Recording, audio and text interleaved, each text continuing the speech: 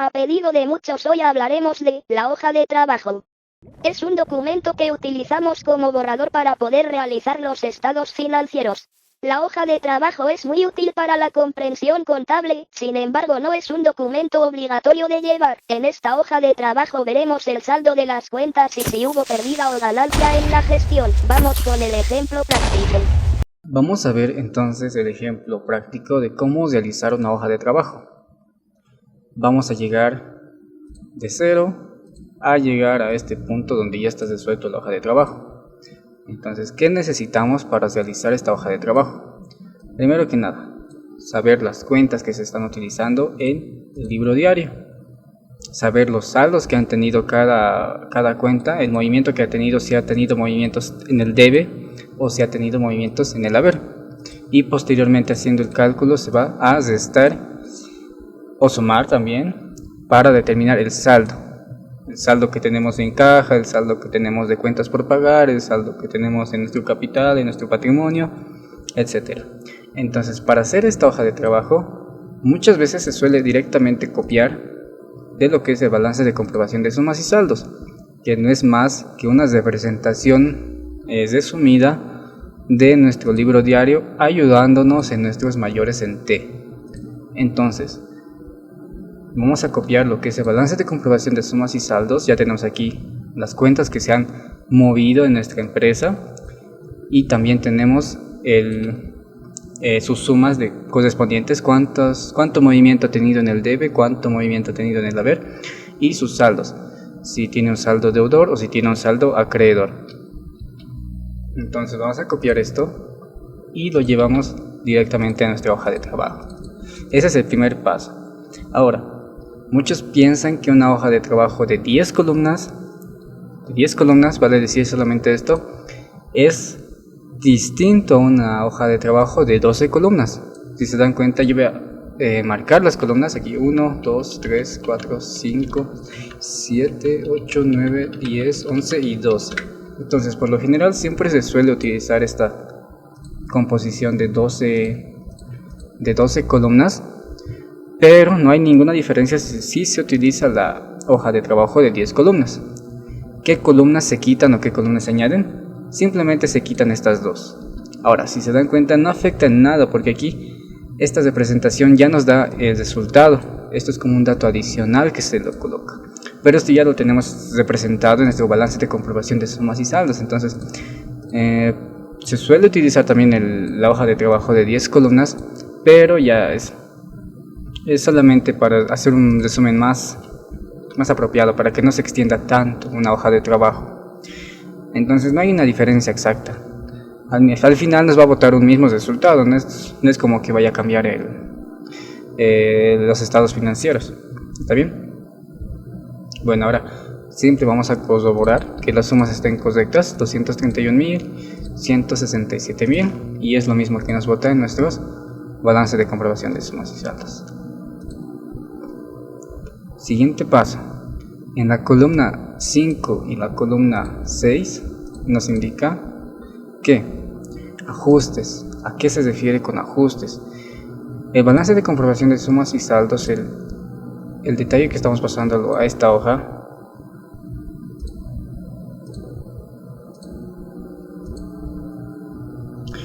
este detalle que estamos pasando a nuestra hoja de trabajo, que es el balance de comprobación de sumas y saldos, solamente es una representación de los registros y diarios de nuestra empresa. Ahora, recordemos que al 31 de diciembre o a la fecha de cierre de cada empresa se tiene que ajustar. Según la normativa nos indica que tenemos que representar estos saldos o estas cuentas, estos activos, pasivos o patrimonio, cualquier rubro monetario y no monetario, a el valor actual a la fecha de cierre. Entonces, a esto quiere decir que los ajustes que estamos haciendo en nuestro libro diario tenemos que pasarlos aquí a estas dos columnas, y para eso nos ayudamos.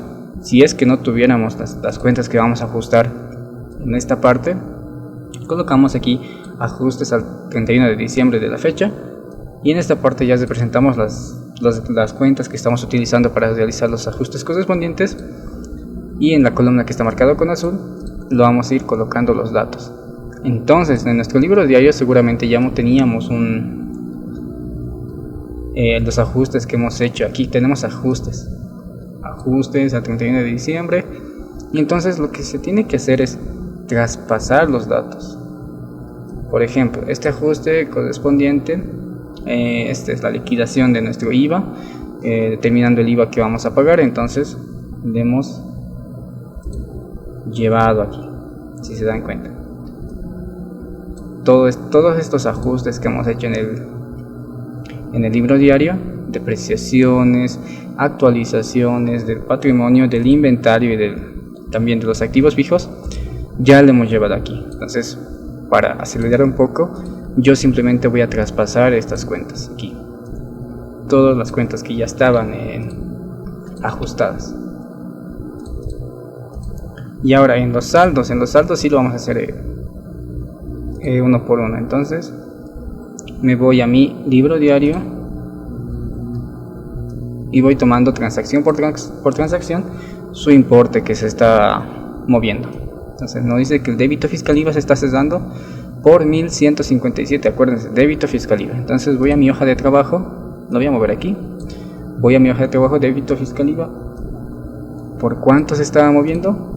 1157, ¿en dónde? En el lado del debe en esta parte, y débito fiscal IVA. Entonces 1157.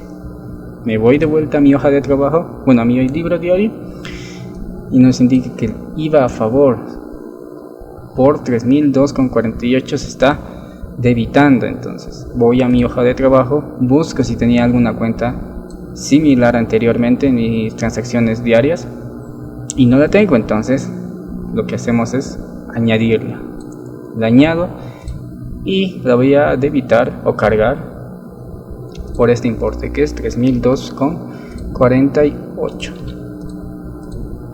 Después hacemos lo mismo con cualquier cuenta que esté aquí, crédito fiscal IVA 4159,48, en donde en el haber copio y busco la cuenta de crédito fiscal IVA. Aquí está, en donde en el haber. Entonces hacemos esto con todas las cuentas que se han estado moviendo en nuestros ajustes.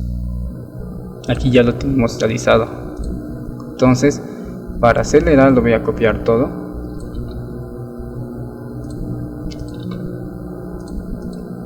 Y con esto si van a poder hacer la suma correspondiente. En el lado del debit me da un total de 9.943,38 y en el haber también. Ahora, para corroborar este dato, me voy a mi libro diario y sumo todas las transacciones. Mira, tenemos una transacción, 2, 3, 4, 5 transacciones. Yo puedo sumar este importe más este importe más este importe. Me da 9.943,38. ¿Ven las sumas? Entonces eso me indica que está correcto. No me he olvidado de colocar ningún importe en esta hoja de trabajo. Una vez teniendo las columnas de ajustes, ¿qué es lo que yo voy a hacer? Yo no voy a tomar en cuenta para nada esto, porque es un dato adicional. Esto no es un dato relevante. Lo voy a marcar con rojo. ¿Por qué? Porque no nos interesa en este caso. Lo que nos interesa es la columna de saldos. Entonces aquí nos indica la columna 7 y la columna 8, saldos ajustados. ¿Y a qué se refiere con saldos ajustados? Entonces que estos saldos de aquí tienen que estar ajustados. No es más que eso, que tenemos que sumarle o restarle el movimiento que ha tenido en las transacciones de ajustes. Por ejemplo, Caja Moneda Nacional no ha tenido ningún movimiento. ¿Cuál era su saldo? Era saldo de deudor. Entonces va a ir directamente al debe, 49.316. Entonces hay que ir sumando y restando si es que hubiera habido alguna transacción de ajuste, y tenemos que volver a sacar nuestro saldo correspondiente. En este caso, como banco tampoco ha tenido ningún movimiento de ajuste, se copia simplemente su saldo. También la caja chica, también lo que es los documentos por cobrar. Y aquí en esta parte me indica que el inventario de mercaderías ha tenido un ajuste seguramente porque se ha actualizado nuestro inventario, ha subido su valor o se ha determinado un valor actual por la inflación y por los ajustes correspondientes. Entonces, si anteriormente su saldo era de 22.200 en el debe y se ha ajustado en el debe también por 14, hay que sumarlos porque están en el mismo lado, porque ambos han sido debitados o acreditados. Entonces sumamos. ¿Qué vamos a sumar? Los 22.200 que ha sido su saldo más los 14 que se ha ido ajustando. Después hacemos lo mismo con todas las cuentas. Vamos a sumar, en este caso muebles y enseres, seguramente se ha ajustado por la actualización. Bien, una vez teniendo los saldos ajustados, que son la columna 7 y 8 en esta ocasión, vamos a verificar las sumatorias. Siempre las sumatorias tienen que estar iguales. Luego la columna 9 y 10, 11 y 12, si se dan cuenta nos dice estado de ganancias y pérdidas y balance general, gastos, ingresos, activo y pasivo y patrimonio. Entonces lo único que queda aquí es clasificar. ¿Qué vamos a clasificar? Las cuentas que están aquí en este lado, en el detalle de la cuenta. Entonces voy a ocultar de momento estas columnas y voy a empezar a clasificar. Caja Moneda Nacional, ¿qué tipo de cuenta es o qué tipo de saldo tiene? Activo, ¿verdad? Entonces 49.316. Este importe yo lo voy a traspasar nada más. Banco Moneda Nacional, 32.000. Entonces mira, para acelerar un poco podemos identificar también Caja Moneda Nacional, banco, caja chica, administración, documentos por cobrar, inventario de mercaderías, muebles y enseres, vehículos automotores y crédito fiscal IVA.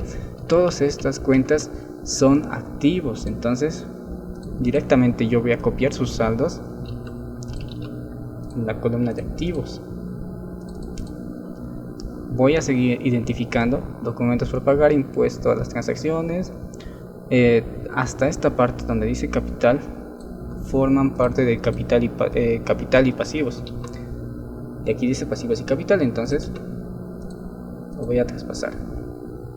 Después tengo las ventas son ingresos para la empresa. ¿Dónde va a ir? En esta casilla donde dice ingresos. Lo voy a traspasar, 7.743. Costo de ventas va en la columna número 9 que dice gastos y costos es en realidad.